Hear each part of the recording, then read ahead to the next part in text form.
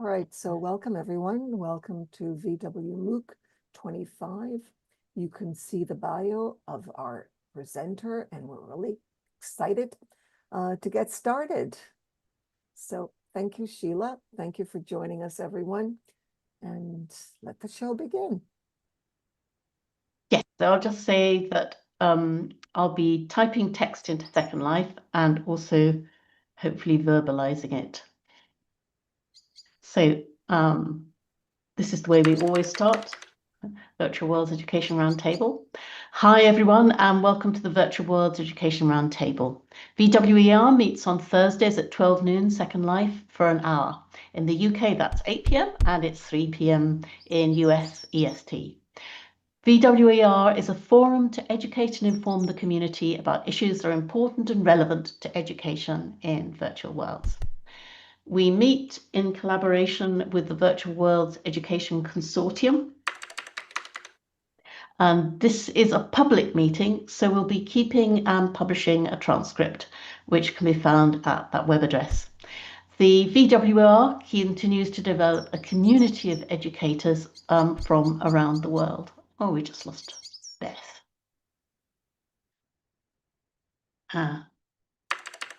And please join the group here in Second Life. If you're on Facebook, we do also have a group there where I advertise the meetings. And just here, oh, this is actually advertising a series that was initiated by Marley and co-run with her, about 10 Ideas of Humanity. And that's going to be in that series is next week, but there's the group joiner.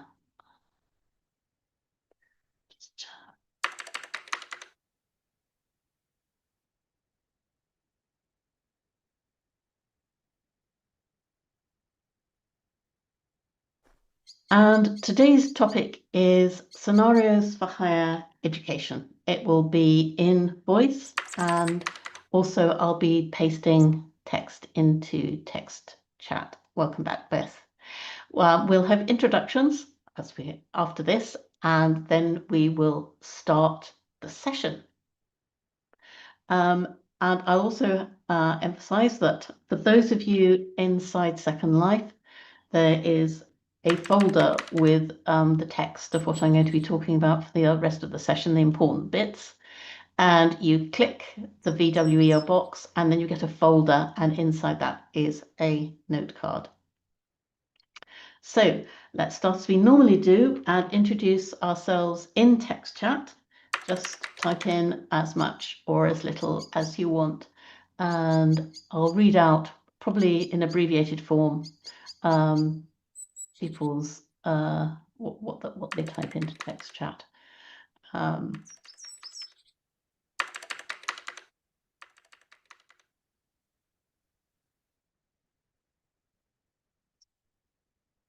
So Apuliana said, hello, I'm Apuliana, and so I'll just close that note card because I don't need it anymore. And Elizabeth in First Life. I, Sheila, am a faculty member in the Information School, University of Sheffield, UK, and leader of VWER, and it's 8 p.m. where I am. Beth is a retired teacher librarian in real life, and owner of Ghost Raven Professional Attire and GPA Dinkies, classic clothing for educators. She also owns the Book and Tank pub in Victoria City, Caledon, and has various outreach and communications activities. She's, I would say, the second in command for Virtual Worlds Education Roundtable. And then Helena has Kiama. I'm a retired web developer, mesh builder, plays with scripts, always looking for a way to tell an interactive story using Second Life. Puliana says, I'm in Canada. Marley said, Neela Miller combines many arts processes, psychology and education in a variety of virtual programs. And it's a huge asset to the Second Life community. Skipper, lecturer in computing for higher education UK, runs Sims at Coders Central, the Spaceport UK, also known as ARSO Galicia. in Second Life, and Azimuth campus on Kite Lane running building scripting support for Avatar Life. Max Chatnoir retired from teaching genetics at a private university in Texas. One of my classes was in Second Life for 14 years. Andrea from Argentina, an EFL teacher. And Juliana says, I'm an EAL instructor. And Lynn Barrett, founder of the non-profit Ages Mind Project and its virtual arm Whole Brain Health, located on Inspiration Island and Bay in Second Life. Whole Brain Health is a center for well-being through lifelong learning in Second Life. And Sio says, hi, I'm a retired museum and exhibitions educator in Florida. I write poetry and make web tools for people in games and encourage writers. So I think that's just about everyone. And for those in Zoom, I'll just say, hi, we've just been joined by a stranger who's one of the Virtual Worlds Education Roundtable regulars. I hope no, he doesn't mind. I do take photos occasionally because it's nice to have a record of our meetings. So I'll just pull up my other note card. So the topic today is, and I should have said this is part of the Virtual Worlds MOOC, but I think you all know that already. So I'll just get myself organized here on my screen.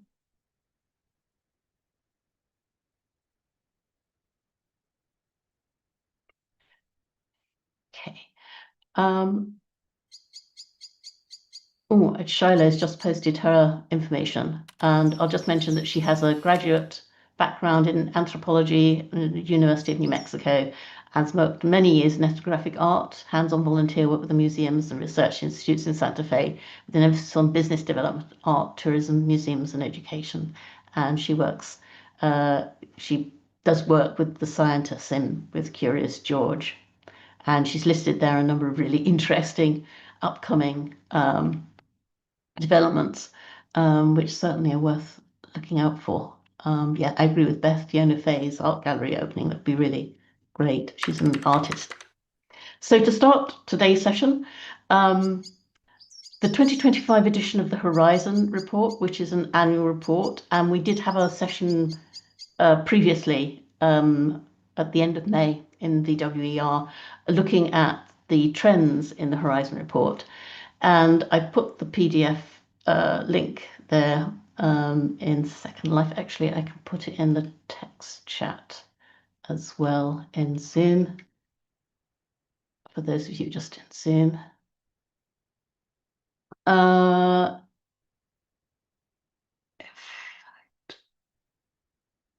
Yeah, that wasn't actually the PDF. That was the main one, which has videos and so forth. That's the PDF, if you just want the PDF of it. And I won't go into too much detail because, as I said, we have covered that previously. And the main part is listing trends in educational technology. The report's compiled every year based on the opinions of people in higher education and particularly ed tech fields. It does have a very North American focus, but it includes some people from other countries. And as I've already said, we did discuss the trends part of the report previously. However, a recent feature, a recent regular feature in these annual reports are 4 possible scenarios for higher education, and they use a framework of looking at growth, constraint, collapse, and transformation. So just to forecast what I'm going to do, in a moment, I'm going to ask you all to get up and we're going to look at the exhibits, but I'll just give a bit of introduction while we're standing here. So I'm going to be going through each of these scenarios in turn by looking at the poster I've created. And then I'm going to encourage people to discuss each time. I thought I'd also just flag up that for this shortish session, I've chosen to just create 4 boards and embedded a note card and added some visual items that I feel reflect key aspects of the scenarios. Then I've created some prompt questions for discussions that I've given you already. And I was thinking about other ways you could approach this. If we get around the scenarios really quickly, we could discuss these more. And for example, you could ask people to role play each scenario, but I think I probably will read the scenarios out unless it's taking too much time. But you see, you could really easily act those out. And then people could see how they felt about it, having been immersed in the scenario. You could allocate people to advocate for or against one of the scenarios, why they think it would be a good thing or a bad thing, why, how they would justify that and debate it. Another option would be to ask people to take a scenario further and create scenes and dialogues around those further. So one of the scenes involves Dr. Batty giving an online class, and that's the collapse scenario, as you'll find out. And you might say, well, that's the scenario, but what does Dr. Batty and each of the named students do after this online class?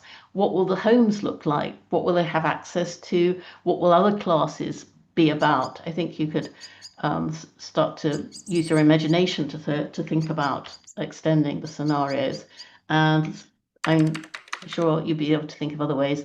But using the same framework that EduCause uses to produce the Horizon Report scenario section, which is looking at growth, constraint, collapse, and transformation, you can develop your own scenarios. I mean, that might be one of the most interesting ways to look at it. So a group could work on one scenario, and then the scenarios could be presented.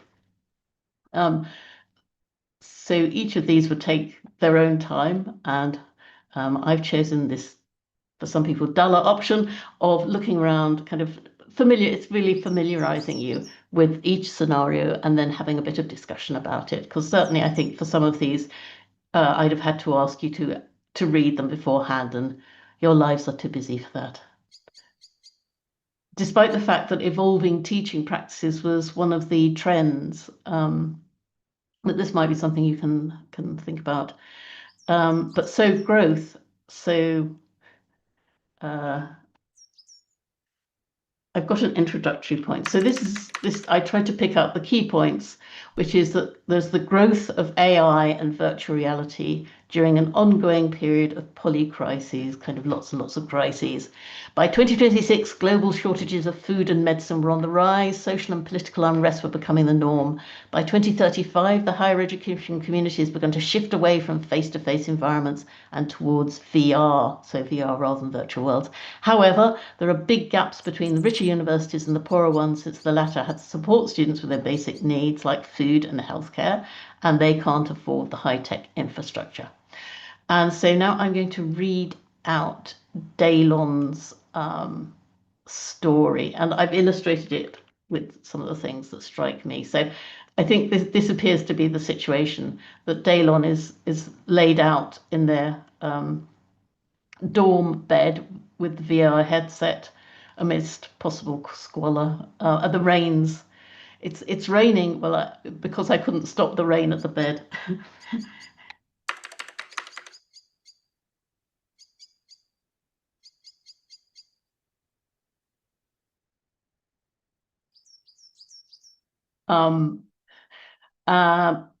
But it mentions at the end that it's been raining for 3 days. I think not inside, but it just seemed to me that it was quite a dystopic landscape. So here's the first bit, which I'll just read out.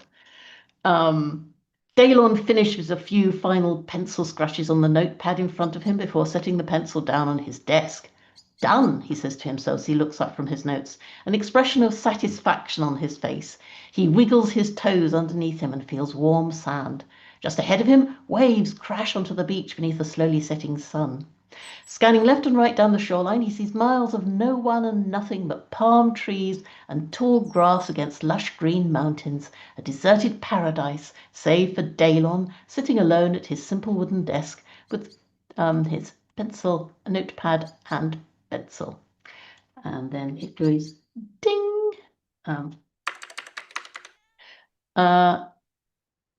Dalon taps his ear. I've analysed your notes, a disembodied woman's voice says. It's Dalon's instructor, or at least a voice programmed to sound like Dalon's instructor. Your critical analysis is sound. I'm concerned some of your evidence may still be lacking. This is good enough for today. Let's make more progress tomorrow. Thanks, Teach. See you tomorrow, Dalon says. He taps his ear again. He swipes his left hand and a large screen appears in front of him, hovering just above the sand. He calls up Season 2, Episode 5 of his favourite show, a zero-gravity space cooking competition. The screen blinks on, and the show starts to play against the sound of the waves. Ding! Dalon taps his ear. You've reached your 5-hour limit, powering down to ensure optimal physical and mental conditioning. A man's voice with a proper English accent. I think I've got I'm not quite sure what a proper English accent is. I think probably Skipper and I have proper English accents. But it's an interesting point. Bit by bit, the ocean waves and sky and sand and TV screen all begin to blur and pixelate. Dalon's vision goes dark. He removes the visor from his head and looks at the dorm room around him, blinking to get his eyes to free focus. Sirens blare from somewhere down the street. Rain pounds against the window, unrelenting for the third straight day that week. Dalon's roommate is asleep on his bunk, visor still on his head, faintly playing something like a carnival or a theme park. To ask you was how likely is this scenario? And we're going to go now to the opinionator. Most of you are, or many of you are very familiar with the opinionator, which is over here.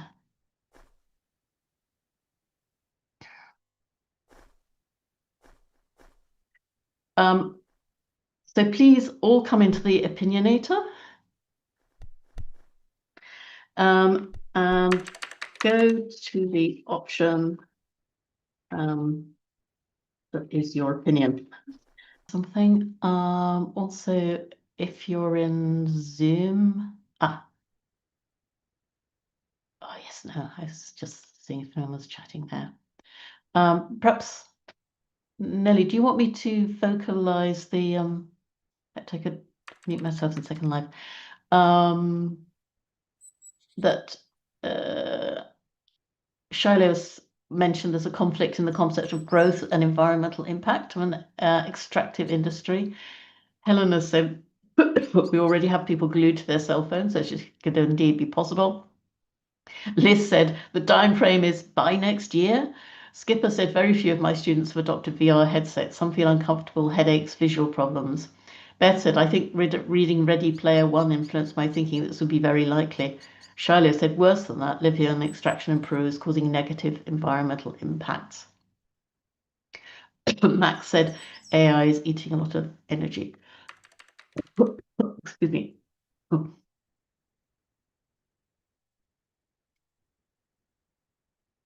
And perhaps for people on Zoom, I'll mention just about the Opinionator, which is really old tool. I've had it for about 17 years or so, but I find it very useful because it's quite easy for people to use. You can take a visual record of it afterwards, like I just did, and it's a good way of getting discussion going. This exact thing is not available anymore, but there's something quite similar. And I've also, I think people who are skilled can create one. I said something, but I didn't have my mic on. I'm wondering how the VR scenario would be different from putting this in a world like this, how that would change the situation.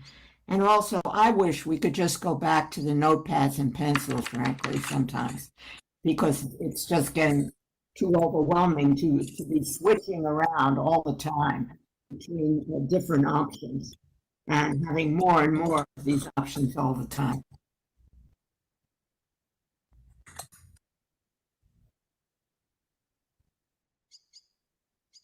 Yeah, I mean, I think I think a key difference is that what I already mentioned, that and certainly as it's described, it's specifically says he's all on his own on the beach. So it seems a very lonely experience.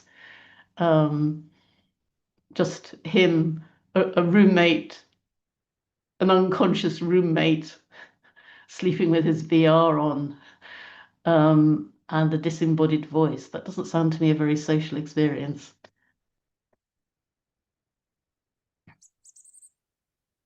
Apuliana says VR is great when one puts a VR headset on. Whatever we watch seems very real.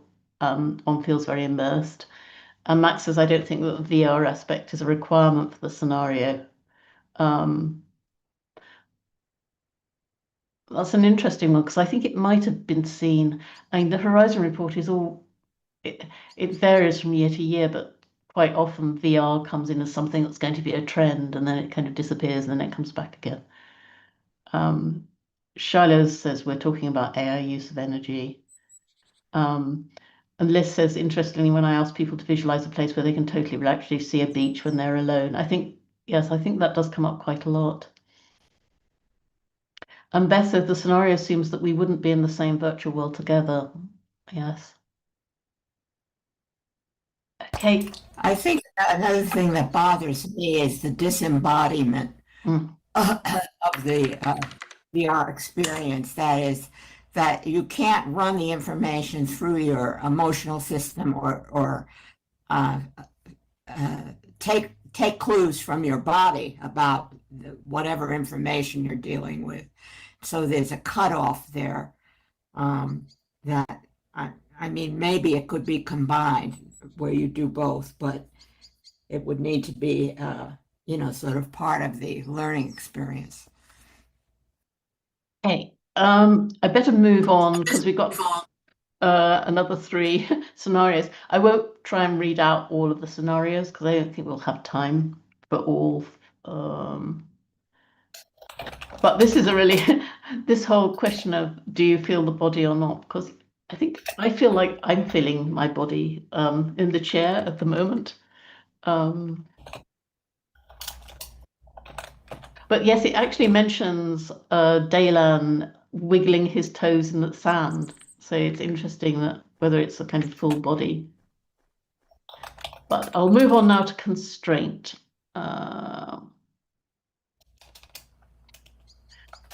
So just deciding how much of this I'll read out.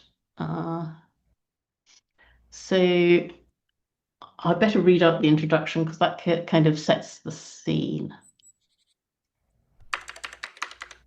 So for constraint, the scenario assumes an AI-powered tool, OPTIGRAD, can predict student success in higher education with 98% accuracy. This tool has been adopted all over the world to improve student retention rates. By 2030, where I've got it in quotes, it's a quotation from the Horizon report. Otherwise, it's me summarizing. And all of the scenarios are directly taken from the Horizon report.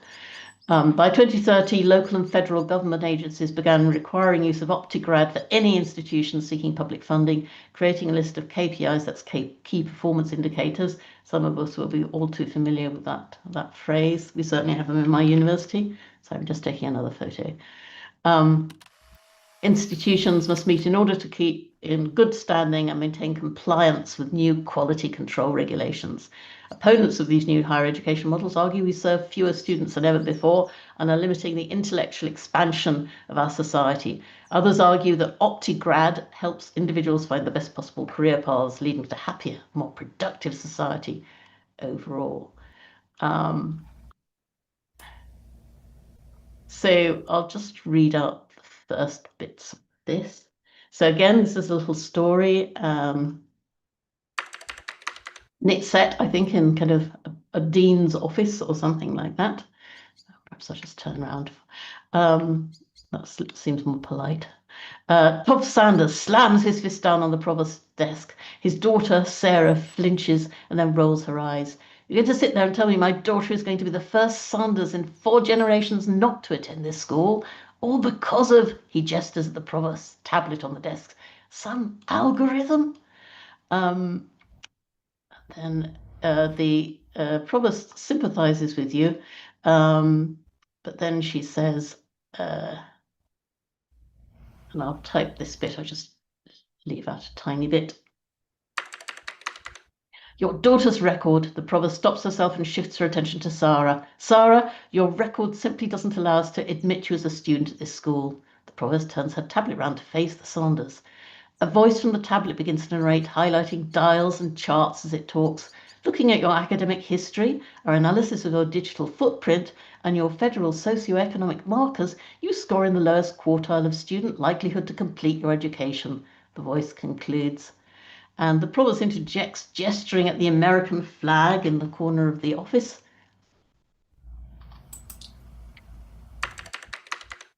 As you know, if we don't admit students with the highest likelihood of completion, we risk losing our good standing and even our funding. And then Sarah says that if you look at the last 12 months of my digital footprint data, and I'll just type in a bit more of this.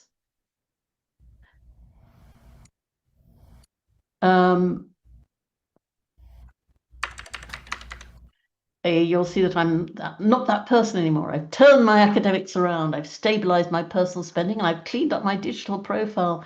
But the provost says, be that as it may, 12 months simply isn't enough time to correct 12 years of data. Keep doing what you're doing. Keep improving. Maybe in a few years, we'll start to see your score improve. We can revisit our options for ensuring the Sanders legacy stays here with us.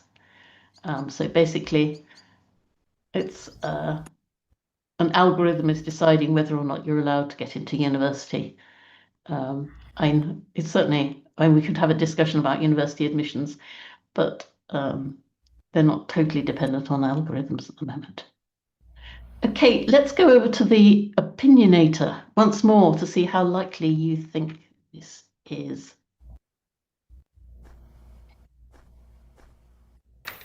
What is the question we're answering? Is it? Yeah, how likely is this scenario? How likely is that we're going to get university admission totally dependent on, well, and in fact, in the scenario, it implies that also this will be applied to other aspects of life, that when someone's applying for a job, it would be an algorithm that looks at their socials and so forth. So would any of you like, and it's interesting, it looks like people feel that we're much closer to that scenario than we were to the previous one. Would any of you like to say anything about it? Liz said, don't your O-levels do this already? I know someone who had to deal with this recently. So yes, I mean, in the States, don't you have SATs? I think you have, actually for universities, it's A-levels or higher in Scotland. But it's passing exams. I think that's pretty common to university. You have to show that you've passed exams. But I'd say also there are some programs to help people from disadvantaged backgrounds, for example. So Liz, actually, it's the same for all universities in the UK.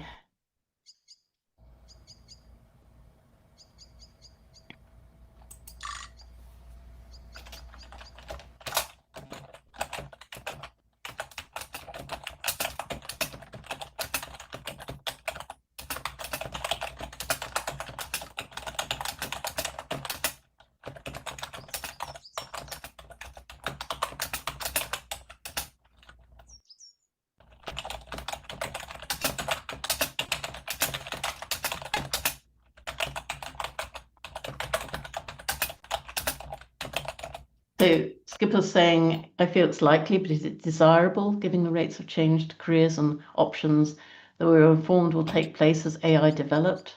Shiloh says, I still think larger university will make exceptions for those who think is a unique student. Max says, population is increasing, university resources, maybe not so much. I mean, certainly not so much in the UK. Beth said, I wonder whether rich people will be more likely to get in. Well, there was it did say socioeconomic markers. That was actually one of the criteria for that they were being judged on, whether their social and their economic background was going to, was going to make it more likely that they would succeed at university.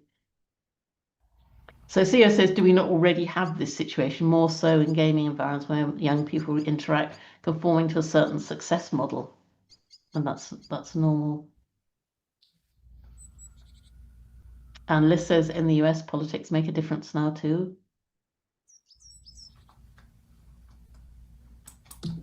Yes, I mean, I'd just say, I think I'd probably be in the very likely, if I'm trying to just stay in the middle, but I'd probably be in the very likely camp in that, yes, we do have some of these elements already, it's just not quite so upfront.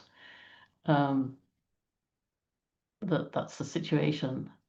But I do find it frightening that the human beings would totally give it over to the OPTIGRAD, and also that there would be the pressure from governments and whatever the influencing bodies are or funding bodies are in different countries, that you've got to use this system.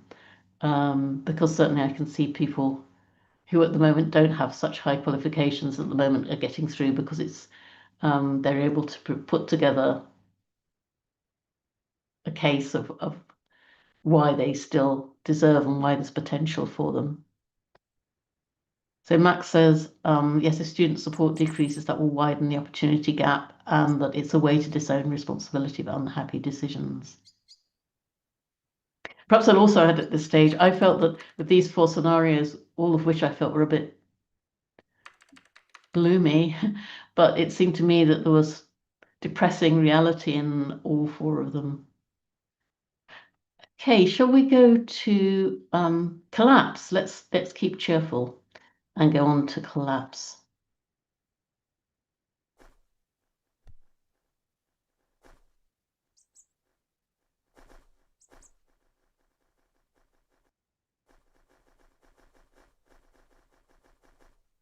So Val ought to be here for this one, really, Val Librarian.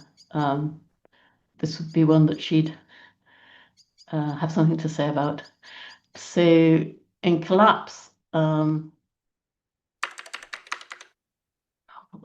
type that in. This scenario describes the collapse of truth as a result of rapid and unregulated generative AI proliferation. Higher education is challenged to maintain its role as a source of information in the post-truth era, and institutional leaders remain hopeful that these turbulent times are opportunities for future stability. Over the past few years, the general public seems to have stopped caring about the accuracy of generative AI outputs. Agree to disagree has become the standard refrain, with end users asserting they have a right to believe whatever they want. The very idea of fact is being openly challenged by some media and political figures. They argue that perception is reality, objectivity is impossible, and efforts to seek truth are futile. And universities are putting a lot of free resources online as part of a new freemium business model. First, they help learners focus on real-world applications and processes that have tangible impacts for daily life. Second, they support an emerging freemium business model for higher education. So freemium is that you get a lot of games work like that you can play the game for free, but if you really want to do well and it succeed, then you have to start buying things. And in fact, there are already freemium models in MOOCs, in not this MOOC, but in the more commercialized MOOCs. That is already the model. You can do something basic in the MOOC, but if you want the certificate, you have to pay for it. So it's seeing that model go to university. And the scenario, of which I'll just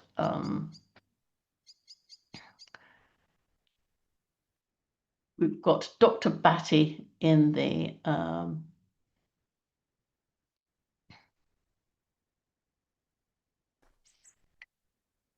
doing an online class.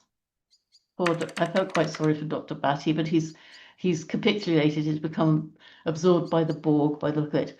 Dr. Batty opens the virtual meeting room and students trickle in. Some students have their cameras turned off and their mutes muted. I don't know what that seems to be pejorative, but actually I think students should have the right to turn their cameras off and mute their mics.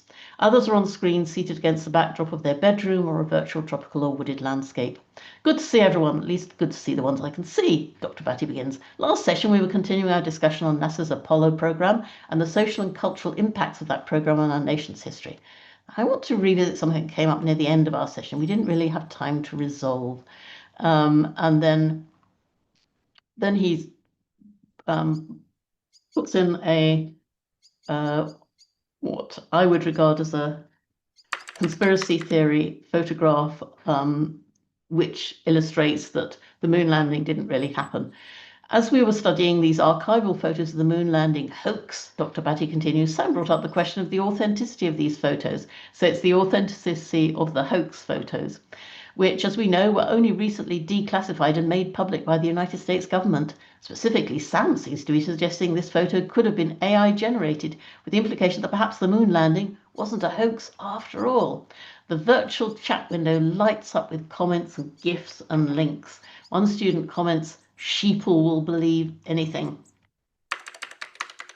with a laughing emoji. Another student shares a link to an article with the title, "7 Biggest Lies of History and Why We Fell for Them." Sam adds their own comment in the chat. "So we're just going to pretend 70 years of space exploration never happened?"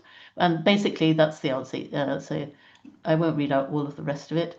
But Dr. Batty is basically saying, yes, this is all a hoax. We couldn't believe any of this. And that if I can bring back to the focus, it's in the mid-20th century we started to see a concerted effort by those in government positions of power to obscure the truth and create their own facts. But it seems like this, so it's illustrative of the fact that truth is no longer has any kind of validity. And so I used to illustrate this, the photograph. You might be able to, if you right click on that and look at edit, it's a photo of the actual moon astronauts, but when they were on the Earth practicing for the moon landing. And it's a photo I took from NASA.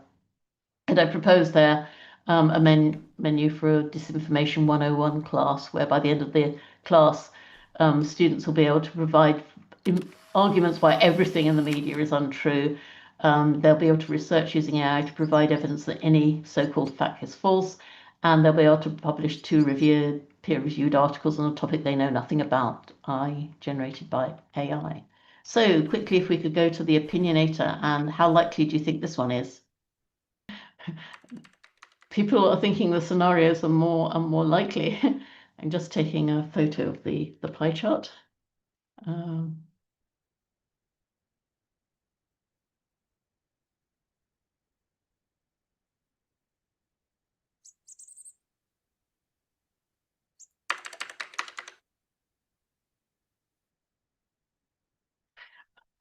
Max says that she's trying to be optimistic.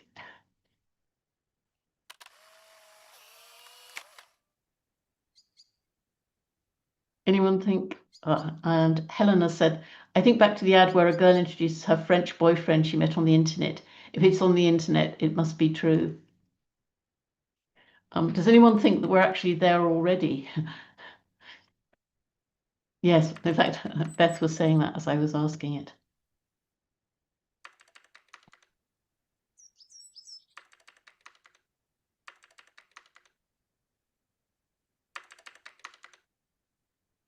Sheila said, I might have thought this would not realistic, but I had a neighbor who was the daughter of a famous archaeologist and swore she had a mathematical formula proving the sun revolves around the earth. Andrea says, yep, it's happening. And Helena, people don't check the sources of websites. And in fact, I mean, as more and more people are relying on the AI summaries, they won't have anything to check. They'll just, I mean, they will have the links to check very often. Max said some of us remember the videos of the moon landing. No AI then. Yes, and I was there. I can remember watching it actually happening. And Liz said we just had an engagement clinic here in Second Life about this. Actually, Liz, do you want to put something in text check about the engagement clinics? Because perhaps not everyone here knows about them. Apuliana says, I think it's happening and that's why scammers are thriving. And Beth said, yes, watching it live, not on video. Yes, when in the 60s when it happened, you didn't even have video recorders. Thanks, Liz. Just seeing if there's anything to put in. There's no chat comments. And Liz has put in the chat about the engagement clinic. That's this Monday. And Skipper said the rise of internet scamming techniques seems to show that people can be readily convinced of unlikely facts. Sheila says, if we did watch it live, what was the name of that movie that suggested the moon landing and many other events were all fabricated in a TV studio? I don't want to... Yes, so if someone could check that, normally I'd click away, but obviously I'm screen sharing, so I don't quite want to do that.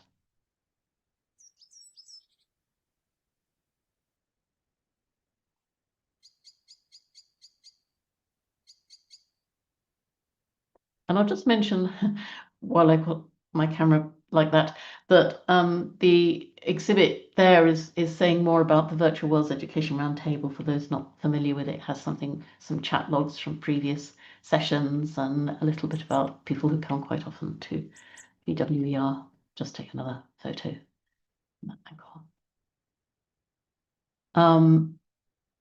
Then Helena said, and then we get people accusing so much artwork or images as being AI generated when in reality they're real, so we need to weigh to discern.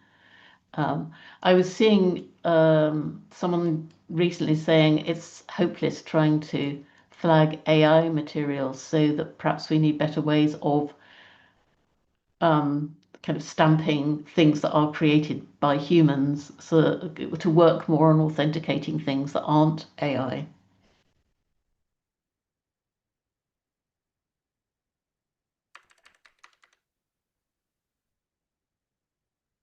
Okay, let's go now to the final scenario.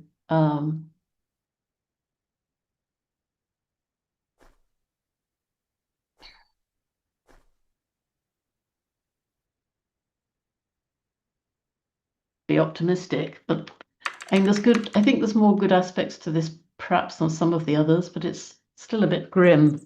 And again, I can see some of this happening already. This scenario describes the transformation of higher education in response to a period of economic and political instability. As workforce readiness becomes the primary driver of student enrollments, institutions shift away from liberal arts, working collaboratively with industry leaders to prepare learners for work. Now students are able to connect with each other and their faculty on campuses and then engage with digital tools that simulate or facilitate authentic workforce learning. Institutions are partnering with industry leaders to design hybrid learning experiences. In any given instructional space, you might find students designing space vehicles with engineers at the European Space Agency in Paris, planning crop cycles with the Latin American Family Farm Coalition in Argentina, and so on. However, this has led to the near extinction of the liberal arts, although some people are feeling that we might actually have lost something by not having liberal arts education anymore, and are trying to reimagine the role of the liberal arts in the curriculum. And then the scenario actually takes the form of a letter. I won't paste it all in.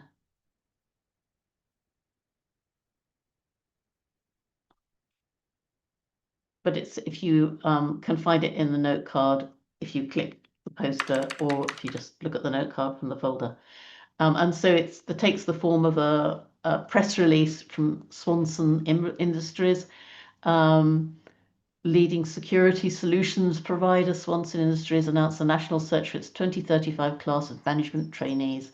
Exciting opportunity for recent college prepared and college certified individuals to gain valuable experience in a work environment that is results oriented, challenging and rewarding. So obviously, I think it's the same jargon that's being used nowadays. Up to 6 applicants will be selected as this year's trainees and serve a 12-month term in their designated area of functional potential. Training will focus on gaining hands-on experience and so forth. Applicants must have accumulated a minimum of 200 college work points in order to be eligible, and a strong preference will be given to applicants with work preparation scores demonstrating satisfactory skills attainment in their designated area of functional potential. I think sort of. So Shiloh asked, is this scenario seeing a return to trade skills? Perhaps we've only got 7 minutes left, so I won't ask you to go back to the opinionator. Perhaps if you just chat here for this last one. But at a university, so it seems like all the universities have turned into technical colleges to me. And Max says, yes, some of this has been happening at my school. And I would say, yes, at my university, employability is the big thing. They don't talk in the promotional material, they don't talk much about what people are going to learn. They talk more about the skills they're going to get, their kind of general skills, and how wonderful a place Sheffield is to live in, more than the details of any of the particular courses. And my feeling is that why would you have to come to university if it's all about employability? I'm not sure that university is always the best route for that. So it doesn't seem to me to leave, but this could be a rant in that I feel the current trend in universities is actually universities putting themselves out of business by not stressing what I would see as being some unique factors of universities. Beth says it has to be practical learning, not just for the sake of learning. Yes, and specifically to do with being a good employee, being employable. So if it's practical but doesn't get you a job, I think you wouldn't learn that either. Helena says the university should be places where you're challenged to think outside the box, which Liz agrees with. And I mean, it's not that I don't think that it's important to prepare students for life, and obviously you need to be able to survive and earn the money to be able to do that. But I think, personally, I think universities are about more than that as well. And Beth says, if we only teach what we already know, how will we ever develop anything new?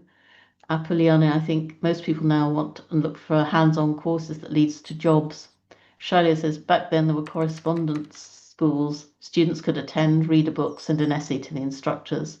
And Theo says, at a real-life museum where I work, the education program was very liberal arts oriented, with technology, history and science exhibits. After a rather violent turnover in the 90s, it was replaced with job and career exhibits sponsored by corporations.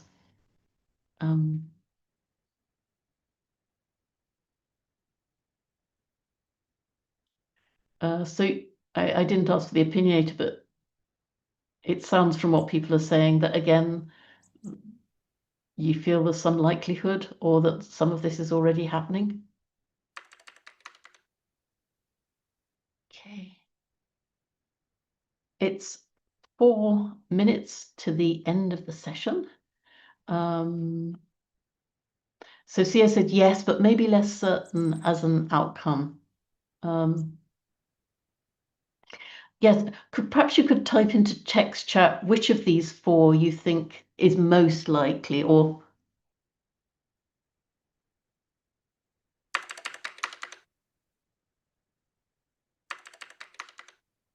sorry, I have been reading things out.